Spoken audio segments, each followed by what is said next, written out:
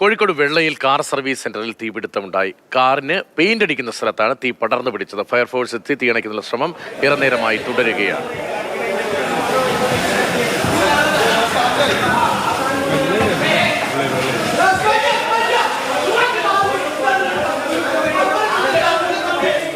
മറ്റ് പല സ്റ്റേഷനുകളായിട്ട് റീഡിപ്ലോയ് ചെയ്തു.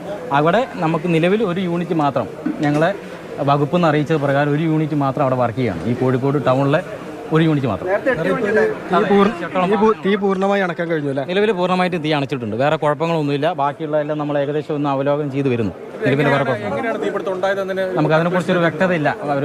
ഇതിനുള്ള ഒരു ഉറവിടം എന്താണെന്നുള്ള മനസ്സിലായിട്ടില്ല. അപ്പോൾ അതൊന്നുകൂടി ചെക്ക് ചെയ്യണം. അതിന് ബന്ധപ്പെട്ട ഏജൻസികളൊക്കെ ഉണ്ടെങ്കിൽ അത് ചെക്ക് ചെയ്തതിനു ശേഷം നമുക്ക് നിലവിൽ ഏകദേശം നമുക്ക് സർവീസ് സെൻ്ററിൻ്റെ ഏകദേശം നശിച്ചിട്ടുണ്ട്. അതായത് ഈ പെയിൻറ്റിങ് യൂണിറ്റാണ് ഈ ഭാഗം എന്ന് പറയുന്നത്. അവിടേക്കാണ് ഇവരുടെ സർവീസ്, കാറിൻ്റെ സർവീസ് മറ്റു കാര്യങ്ങൾ വരുന്നത്. അവിടേക്ക് വേറെ കുഴപ്പമൊന്നുമില്ല. നമ്മൾ തുടക്കത്തിൽ തന്നെ യാർഡിലുണ്ടായിരുന്ന വാഹനങ്ങൾ കംപ്ലീറ്റ് പുറത്തേക്ക് ഇറക്കിയിട്ടുണ്ട്. അതുകൊണ്ട് വാഹനങ്ങൾക്ക് മറ്റു കുഴപ്പങ്ങളില്ല. ഇവിടുത്തെ പെയിൻറ്റിങ് യൂണിറ്റാണ് നിലവിലെ സാഹചര്യത്തിലുള്ള ഒരു അപകടം സംഭവിച്ചിട്ടുണ്ടാകും. നമ്മൾ ആദ്യം വരുമ്പോൾ ഈ നാട്ടുകാർ ഇവിടെ ബക്കറ്റിൽ വെള്ളമൊക്കെ കൊണ്ടുവന്നിട്ട് തീ അണക്കാനുള്ള ശ്രമമായിരുന്നു. ഫയർഫോഴ്സിനെ അറിയിച്ചിട്ട് നിങ്ങൾ വരാൻ എന്തെങ്കിലും കാലതാമസം ഉണ്ടായോ? കാലതാമസം ഞാൻ പറഞ്ഞല്ലോ, സ്വാഭാവികമായിട്ടും പാവങ്ങാട് ആദ്യത്തെ യൂണിറ്റ് അവിടെയാണുള്ളത്. പിന്നെ മീൻചന്ത വെള്ളിമാടുന്ന് വാഹനം ഇവിടെ എത്തണം. അതല്ലാതെ വേറൊരു ഡിലേ നമ്മളെ ഭാഗത്തുനിന്ന് ഒരിക്കലും വരുത്തില്ല. കാരണം സ്ഥിരമായിട്ട് ഞങ്ങൾ ചെയ്യുന്നൊരു ജോലിയാണ്. രക്ഷാപ്രവർത്തന മേഖലയിൽ ആദ്യം എത്തുന്ന ഒരു സേനയാണ് ഫയർഫോഴ്സ്. അപ്പോൾ അതുകൊണ്ട് തന്നെ അതിലൊരു ഡിലേ ഒരിക്കലും നമ്മളെ ഭാഗത്തുനിന്ന് വന്നിട്ടില്ല. നിലവിൽ നമുക്ക് 8ഓളം വാഹനങ്ങളുള്ളൊരു ഫയർ സ്റ്റേഷനായിരുന്നു അത്. അപ്പോൾ 8ഓളം യൂണിറ്റ് തന്നെ, സ്വാഭാവികമായിട്ട് 8ഓളം വാഹനങ്ങൾ തന്നെ ഉണ്ടായിരുന്നു. അപ്പം അറ്റ് എ ടൈം നമുക്ക് എന്താ 4-3 വാഹനങ്ങൾ ഒറ്റ ടൈം ഒരു സ്ഥലത്തേക്ക് തന്നെ നമുക്ക് പറഞ്ഞു വിടാൻ സാധിക്കും. ബാക്കിയുള്ള വാഹനങ്ങൾ ഇപ്പോൾ നിലവിലെ സാഹചര്യത്തിൽ പല വെള്ളിമാടുന്ന് കൊയിലാണ്ടി മീൻചന്ത മുക്കം ഫയർ സ്റ്റേഷനിലേക്കായിട്ട് ആളുകളെയും വാഹനങ്ങളെയും റീഡിപ്ലോയ് ചെയ്തിട്ടുള്ളത്. അപ്പോൾ അതുകൊണ്ടുള്ള പെട്ടെന്ന് മറ്റു വാഹനങ്ങളെല്ലാം ആ സ്ഥലത്തു നിന്ന് എത്താനുള്ളൊരു ഇത് മാത്രം, ആ ദൂരം മാത്രം.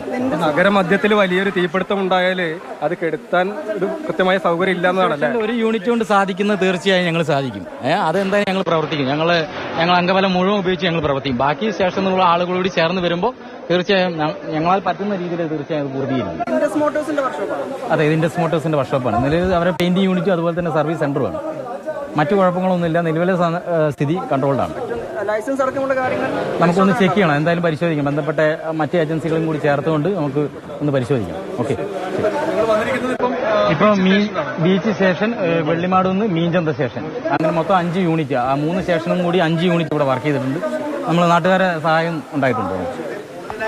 ഇപ്പോൾ തീ എന്തായാലും അണയ്ക്കാൻ കഴിഞ്ഞിട്ടുണ്ട്. ബീച്ച്, മീൻചന്ത, വെള്ളിമാട് കുന്ന് ഇവിടെ നിന്നുള്ള ഫയർ യൂണിറ്റുകൾ എത്തിയാണ് തീ അണച്ചിട്ടുള്ളത്. പക്ഷേ കോഴിക്കോട് നഗരത്തെ സംബന്ധിച്ച് എടുത്തു പറയേണ്ട ഒരു പ്രതിസന്ധി എന്ന് പറയുന്നത്, ബീച്ചിലൊരു ഫയർ സ്റ്റേഷനുണ്ട്. അവിടെ ആകെ ഒരു യൂണിറ്റ് മാത്രമേ ഉള്ളൂ എന്നതാണ്. ബാക്കിയുള്ളതൊക്കെ ഇവിടെ നിന്ന് മാറ്റി മറ്റ് സ്റ്റേഷനുകളിലേക്ക് നൽകിയതാണ്. അപ്പോൾ ഈ നഗരമധ്യത്തിൽ എവിടെയെങ്കിലും ഒരു തീപിടുത്തം ഉണ്ടായാൽ ഈ പ്രധാനപ്പെട്ട സ്റ്റേഷനിലെ ഫയർ എഞ്ചിനുകളും ഉദ്യോഗസ്ഥരെയും പുനർവിന്യസിച്ചത് മറ്റിടങ്ങളിൽ പുതിയ യൂണിറ്റുകൾ തുടങ്ങിയതാണോ?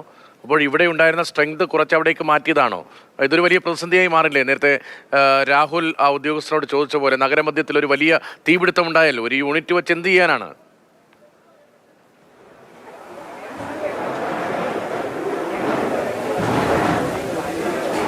രതീഷ്, തീർച്ചയായും കോഴിക്കോട് ബീച്ചിനടുത്ത് ഫയർ സ്റ്റേഷനുണ്ട്. അവിടെ അപ്പോൾ ഇതിനു മുൻപ് ഒരുപാട് ഫയർ യൂണിറ്റുകൾ, ഒരുപാട് ഉദ്യോഗസ്ഥരുണ്ടായിരുന്നു. പക്ഷേ ഇവിടെ ഉണ്ടായിരുന്ന ഫയർ എഞ്ചിനുകളിൽ ഒന്നൊഴികെ ബാക്കിയെല്ലാം മറ്റു സ്റ്റേഷനുകളിലേക്ക് മാറ്റി ഉദ്യോഗസ്ഥരെ മറ്റു സ്റ്റേഷനുകളിലേക്ക് പുനർവിന്യസിച്ചു. അപ്പോൾ നമ്മൾ പറഞ്ഞതുപോലെ തന്നെ നഗരത്തിലൊരു തീപിടുത്തം ഉണ്ടായിക്കഴിഞ്ഞാൽ ബീച്ചിൽ നിന്ന് ആകെ ഒരു യൂണിറ്റ് മാത്രമാണ് സ്ഥലത്തേക്ക് എത്തിച്ചേരാനായി ഉള്ളത്. അത് കഴിഞ്ഞു കഴിഞ്ഞാൽ മീൻചന്തയിൽ നിന്ന് വേണം, അല്ലെങ്കിൽ വെള്ളിമാട് കുന്നിൽ നിന്ന് വേണം, അതല്ലെങ്കിൽ കൊയിലാണ്ടിയിൽ നിന്ന് നഗരത്തിലേക്ക് വന്നിട്ട് തീ കെടുത്തേണ്ട ഒരു അവസ്ഥയാണ് ഇപ്പോൾ കോഴിക്കോട് നഗരത്തെ സംബന്ധിച്ച് വലിയ ബുദ്ധിമുട്ടാകുന്നതും. പ്രത്യേകിച്ച് ഇവിടെ ഇപ്പോൾ ഈ കാർ സർവീസ് സെൻ്ററിൽ തീപിടുത്തമുണ്ടായി. ഫയർഫോഴ്സിനെ വിവരം അറിയിച്ച സമയത്ത് അവർ പാവങ്ങാട് ആശുപത്രി പരിസരത്ത് അടിക്കാടുകൾക്ക് തീപിടിച്ച സ്ഥലത്ത് ആയിരുന്നു ഉണ്ടായിരുന്നത്. അപ്പോൾ ഇങ്ങോട്ടേക്ക് വരാനൊരു കാലതാമസം ഉണ്ടായി എന്നതാണ് നാട്ടുകാരെ സംബന്ധിച്ച് അവരതൊരു പ്രതിഷേധത്തിൻ്റെ ഭാഷയിൽ തന്നെ ഉന്നയിക്കുന്നുമുണ്ട്.